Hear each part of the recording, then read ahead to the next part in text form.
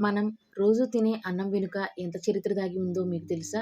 దీంట్లో ఎన్ని ఆరోగ్య ప్రయోజనాలున్నాయో మీకు తెలుసా? తెలియని వాళ్ళు తప్పకుండా తెలుసుకోండి. లైక్ చేయండి, షేర్ చేయండి, సబ్స్క్రైబ్ చేయండి.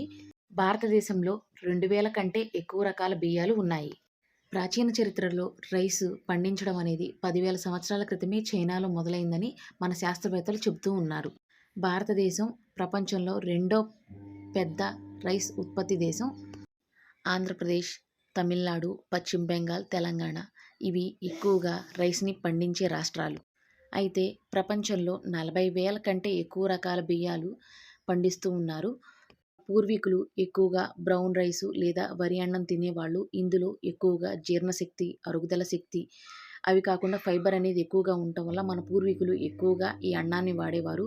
కానీ చాలామంది ఏమనుకుంటారంటే అన్నం తింటే బరువు పెరుగుతారని. కానీ ఆహారాన్ని మంచిగా వండుకొని సమానంగా కూరగాయలతో తిన్నామంటే అంతకు మించిన ఆరోగ్యం అనేది ఎక్కడా లేదండి.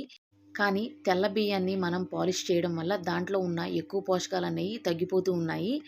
రైస్‌లో ఉండే కార్బోహైడ్రేట్స్ వలన మన బాడీకి తక్షణ శక్తి అనేది లభిస్తుంది. అది మనకు అన్నం తింటే మనకి శక్తి బాగా ఉన్నట్టు అనిపిస్తుంది దీనివల్లనే.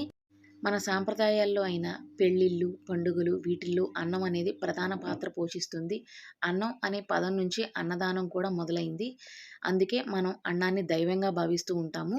ఇంకా ఇందులో ఇంట్రెస్టింగ్ ఫ్యాక్ట్ ఏంటంటే జపాన్, చైనా వంటి దేశాల్లో అన్నం తినకుండా రోజు అనేది పూర్తి కాదు అని చెప్తూ ఉంటారు. అంతేకాకుండా రైస్ వాటర్‌ని మనం ఫేస్‌కి గానీ, హెయిర్‌కి గానీ అప్లై చేయడం వల్ల కూడా మనది చాలా కాంతివంతంగా మెరవటం, చర్మం అనేది, జుట్టు కూడా పొడవుగా పెరగటం అనేది జరుగుతూ ఉంది అని శాస్త్రవేత్తలు చెబుతున్నారు, నిరూపించారు కూడా. ఇప్పుడు చాలామందిలో మధుమేహం, హార్ట్ అటాక్‌లు ఇవన్నీ వస్తూ ఉంటాయి కదా! మనం బ్రౌన్ రైస్ అనేది ఎక్కువగా తినటం వల్ల వీటికి అన్ని రోగాలు, సమస్యలన్నీ తగ్గిపోతూ ఉంటాయి.